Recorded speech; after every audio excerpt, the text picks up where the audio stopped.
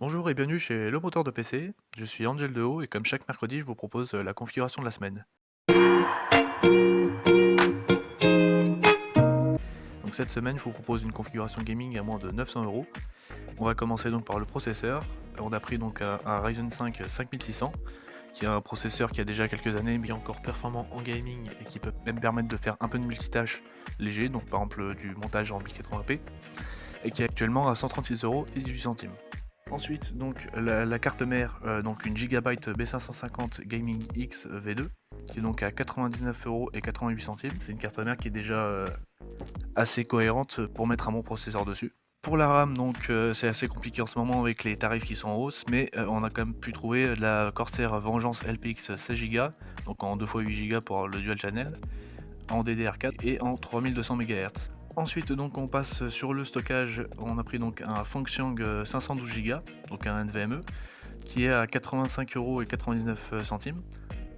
Ensuite donc on passe sur la carte graphique, donc on a pris une RX 7600 à 269 €, donc avec la livraison ça fait 278,99 €. C'est une carte équivalente à la 5050 mais légèrement moins chère, donc si jamais vous voulez vraiment le ray tracing c'est simplement 10 € de plus, pour avoir donc la 5050. Ensuite, on passe donc au boîtier. Donc, on a pris un VBox VTX 1. Il est actuellement à 29,95 € et il a qu'un ventilateur. Si jamais vous voulez rajouter un ventilateur, il y a des ventilateurs Corsair non RGB qui sont très bien, donc à moins de 15 €. Et si vous voulez un pack de 3, par exemple, c'est environ 25 €. Et enfin, donc, on passe à l'alimentation.